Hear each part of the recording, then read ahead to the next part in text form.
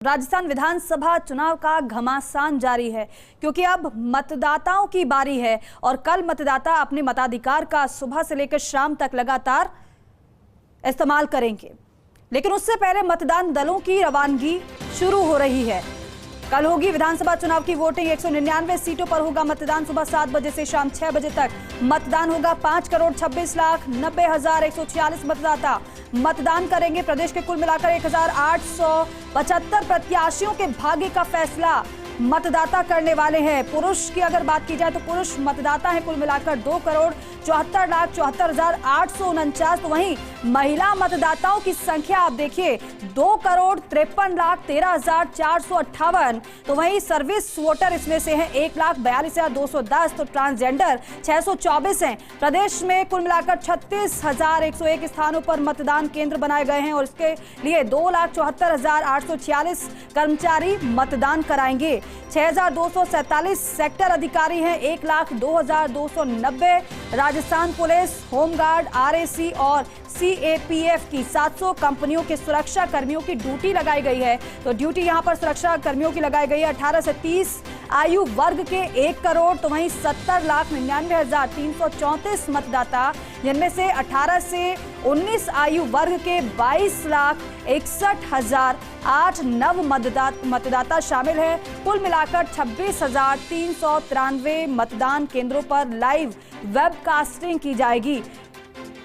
तो देखिए मतदान को लेकर तैयारी की जा रही है और मेरे सहयोगी लगातार आप तक हर एक जानकारी, हर एक अपडेट पहुंचा रहे हैं और तस्वीरें भी दिखा रहे हैं कि मतदान से पहले क्या तैयारी की जाती है और किस तरीके से निर्देशित किया जाता है और कैसे कितनी सुरक्षा के बीच मतदान दलों को ईवीएम के साथ रवाना किया जाता है। जयपुर से विनोद सिंह चौहान मेरे सहयोगी हमारे साथ जुड़ रहे हैं और इसके अलावा भी मेरे सहयोगी हमारे साथ अजमेर से शुभम जैन जुड़े हुए हैं, उनका भी रुख करेंगे। सबसे पहले आपको एक बार फिर से जयपुर लेकर चलते हैं। विनोद, सुबह से अब क्योंकि काफी समय हो चुका है, आप लगातार वहां से तस्वीरें दिखा रहे हैं। आपने बताया था कि प्रशिक्षण चल रहा है और अंतिम दौर का है, वाहनों की तस्वीरें दिखाई थी, लेकिन अगर मैं अभी की जानकारी आपसे लेना चाहूं तो क्या आप बताएंगे नया अपडेट? क्या वहां से मतदान दल रवाना हो चुके हैं? क्योंकि इससे पहले हमने देखा था वाहन तो पूरी तरीके से तैयार थे।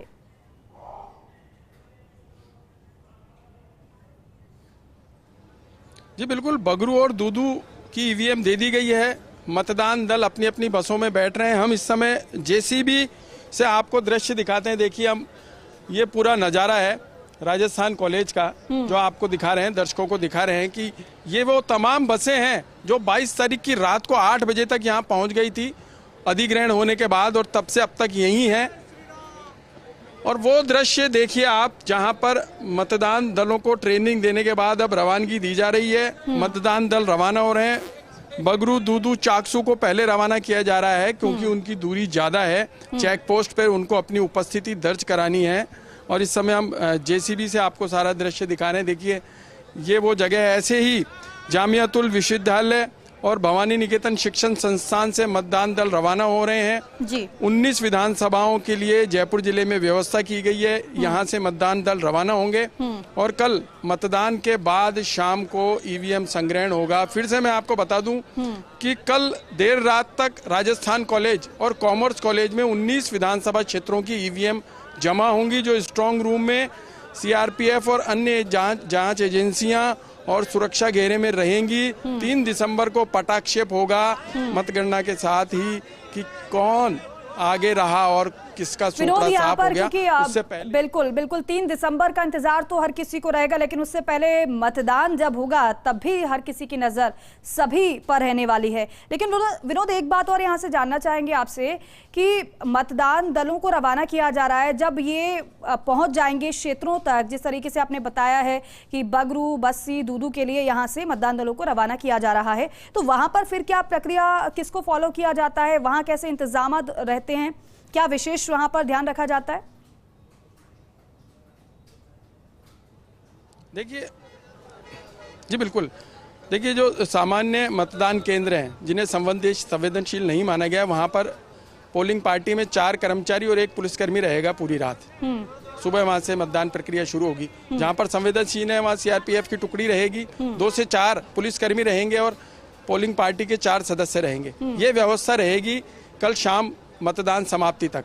तो इस प्रकार की व्यवस्था की गई है और 600 जो है वो संवेदनशील बूथ बताए जा रहे हैं 4,691 में से। तो उन 600 पे वेबकास्टिंग होगी, निगाह रहेगी, किसी प्रकार की कोई त्रुटि ना रहे, कोई बवाल ना हो, कोई झगड़ा ना हो, इसकी भी पूरी पुख्ता व्यवस्था की गई है। और यही दिशा निर्देश दिए गए हैं कि आपको क्या क्या सावधानियां बरतनी है, क्योंकि आदर्श आचार संहिता के बीच में आपको बता दूं कि पिछले 45 दिन में जयपुर जिले में जो शोर चला चुनावों का, उसके दौरान किसी प्रकार की कोई अप्रिय घटना नहीं मिली। इसका मतलब आदर्श आचार संहिता के बीच जिस तरीके से बड़ी पार्टियों के प्रत्याशियों ने और पार्टियों ने अनुशासन बनाया, निर्दलीयों ने अनुशासन बनाया, अब अगले 48 घंटे और ज्यादा महत्वपूर्ण है, क्योंकि मतदान प्रक्रिया को संपन्न करवाना है आदर्श आचार संहिता के बीच। तो ऐसे में अब जिम्मेदारी ज्यादा बन जाती है पुलिस प्रशासन की, जिला प्रशासन की, निर्वाचन आयोग की, सभी तमाम उन अधिकारियों की जो चुनाव प्रक्रिया से जुड़े हुए हैं, और हर एक उस कर्मचारी की जिसकी ड्यूटी अगले 48 घंटे तक मतदान केंद्र पर तैनात रहने की गई है। बिल्कुल विनोद, और अब ज्यादा जिम्मेदारी हो जाती है, सही कह रहे हैं आप, क्योंकि विशेष इंतजाम तो किए गए हैं, लेकिन सुरक्षा का बेहद अहम ख्याल यहाँ पर रखा जा रहा है। कोटा से भंवर एस चारण भी मेरे सहयोगी हमारे साथ जुड़ चुके हैं, उनका भी रुख कर लेते हैं। भंवर, जोधपुर की बात करें, भरतपुर की बात करें, अजमेर की बात करें, वहां पर तो प्रशिक्षण चल रहा है और साथ ही साथ अब थोड़ा समय और रह गया है, वहां से मतदान दलों को रवाना किया जाएगा। लेकिन हम अगर कोटा की बात करें तो कोटा में कैसी तस्वीर आप दिखा पाएंगे और क्या जानकारी वहां से आप देंगे? सबसे पहले वहां पर किन किन विधानसभा क्षेत्रों के लिए पहले चरण में मतदान दलों को भेजने की, वहां से रवानगी करने की तैयारी है?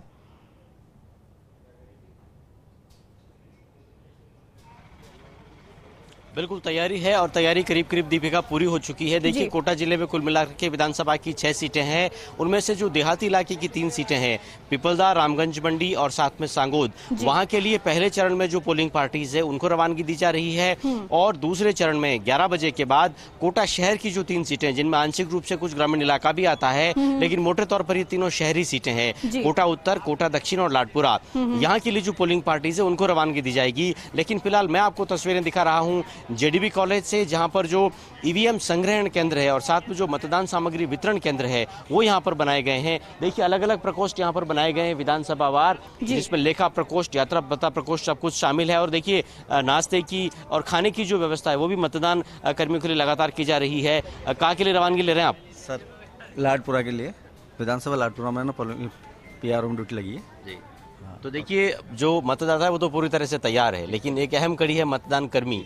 तो किस तरह से तैयारी है मतदान करवाने? पूरी तरह प्रशासन की तैयारी है, सारे है ना शांतिपूर्ण मतदान करवाएंगे और साथ ही है ना पूरी सुरक्षा के साथ है ना मतदान करवाएंगे और 100% मतदान करवाने का प्रशासन ने रखा है। तो शिव प्रोग्राम के अकॉर्डिंग अच्छी है ना, ये अच्छे परसेंटेज। कितने चुनाव करा दिए अभी तक आपने? कितनी नौकरी हुई? मैंने है ना 5 बार चुनाव करा चुका हूँ। तो इस बार के चुनाव में और पिछले चुनाव में कुछ अंतर समझ पा रहे हैं? ईवीएम आ गई है, अब लगातार टेक्नोलॉजी अपडेट हो रही है। अब इस बार सोशल मीडिया के जरिए मतलब सबको अच्छी ट्रेनिंग दी जा रही है, अच्छी जानकारी मिली है। अच्छा, कोई एक सवाल ये है कि बूथों को लेकर इस बार क्या खास तैयारी है? क्योंकि तो देखिए, सोशल मीडिया के जरिए लगातार कैंपेन चलाया गया।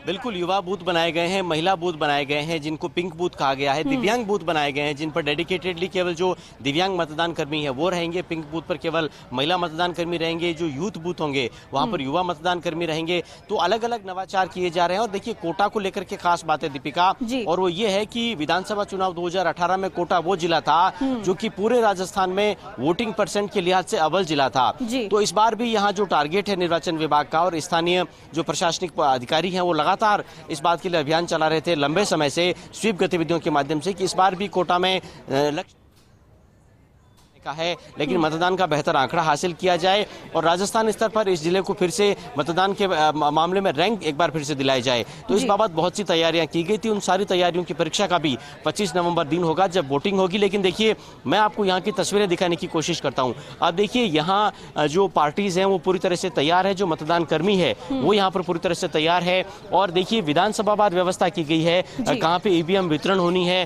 कहाँ पर फिर स्ट्रांग रूम बना करके और ईवीएम का संग्रहण होना है।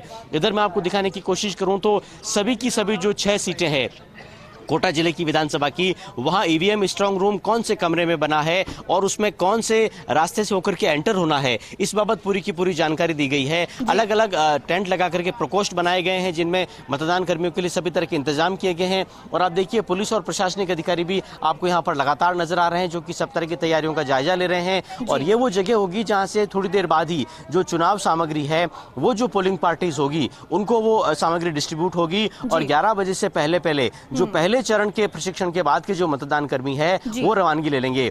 आगे आप देखिए बैरिकेडिंग हो रखी है और यहाँ भी पूरी तरह से विधानसभा वार जो है वो इंतजाम किए गए हैं। और इसके अलावा अलग अलग काउंटर बना करके और बूथ नंबर वाइज भी जो है वो पूरे इंतजाम किए गए हैं। अलग अलग जो विधानसभा क्षेत्र, ये देखिए कोटा उत्तर विधानसभा क्षेत्र के ये पूरे के पूरे यहाँ पर इंतजाम है। तो देखिए पूरी तरह से जो कमर कस ली है निर्वाचन विभाग ने कि किस तरह से सुचारू, शांतिपूर्ण और एरर फ्री पोलिंग जो है वो करवाई जा सके। ठीक है बाबर, आप बने रहिए, राजीव का रुख कर लेते। राजीव, क्योंकि यहाँ पर जैसी तस्वीरें सामने आ रही, व्यवस्थाएं तो बेहतर नजर आ रही है, लेकिन जहां आपकी मौजूदगी है, जरा बताइएगा कि मतदाता तो पूरी तरीके से तैयार हैं, लेकिन इस बार मतदान प्रतिशत को भी बढ़ाना है, लेकिन वहां से आप क्या देख पा रहे हैं? मतदान कर्मी कितने तैयार आपको नजर आ रहे हैं? और रवानगी को लेकर अपडेट भी बताइएगा।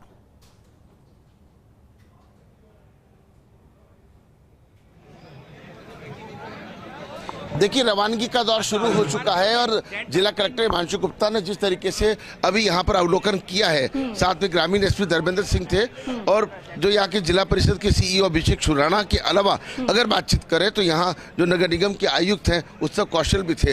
और जिस तरीके से टीमें रवाना हो रही हैं, समझा जा सकता है कि जो भारत निर्वाचन आयोग के जो निर्देशन थे उसकी पालना में टीमें रहेगी। और कर्मचारी जो जा रहे हैं बात कर लेते हैं, कैसी हुई आपकी ट्रेनिंग? ट्रेनिंग कैसी हुई? बढ़िया हुई। आपने अब तक कितने चुनाव कराए? आपने? बहुत कराए, याद ही नहीं है, लास्ट है। लेकिन क्या अंतर है पहले के जो ट्रेनिंग में, आपकी ट्रेनिंग में क्या अंतर है? सबसे महत्वपूर्ण पेपर है। ट्रेनिंग में क्या अंतर? पहले जो ट्रेनिंग होती थी, इस बार ट्रेनिंग कुछ नया जुड़ा है? हाँ सर, नया जुड़ा है, अच्छा प्रशिक्षण हुआ है, बढ़िया हुआ है। तैयार है और तमाम जिस तरीके से यहाँ व्यवस्थाएं की गई है, समझा जा सकता है कि शांतिपूर्ण चुनाव के लिए जोधपुर के 10 विधानसभा सीटें हैं और जहाँ पे चाहे अगर बात करें फलोदी, लोहावट, ओसियां, गोपालगढ़, पहले चरण में इनका प्रशिक्षण पूरा करके और टीमें रवानगी का काम शुरू हो चुका है और टीमें जा रही है। दूसरे चरण में 11 बजे के बाद में जो 6 विधानसभा क्षेत्र है वहाँ पर जाएंगे। तमाम जो अधिकारी हैं, कर्मचारी हैं, ये जो खाली कुर्सी आप देख पा रहे हैं, ये टीमें यहाँ से रवाना हो चुकी है और बाकी जो अधिकारी हैं। बिल्कुल राजीव, और यहाँ से क्योंकि देखिए इंतजार इसी बात का किया जा रहा था कि ट्रेनिंग जब संपन्न हो पूरी तरीके से, उसके बाद मतदान दलों को रवाना किया जाए वहां विधानसभा क्षेत्रों के लिए। और जिस तरीके से तस्वीरें हम आपको लगातार दिखा रहे हैं, कोटा की आपने तस्वीरें देखी, वहां पर प्रशिक्षण के बाद मतदान दलों की रवानगी का सिलसिला शुरू होने वाला है और साथ ही साथ जयपुर में मतदान दलों की रवानगी का सिलसिला शुरू हो चुका है। और अगर जोधपुर की बात करते हैं तो वहां पर भी कई मतदान दल रवाना हो चुके हैं। अपडेट लगातार आपको देते रहेंगे, लेकिन फिलहाल हमारे तमाम सहयोगियों का, कोटा से भवर एस चारण, राजीव गौड़ और विनोद सिंह चौहान, आप सभी का बहुत शुक्रिया जानकारी के लिए, बातचीत के लिए।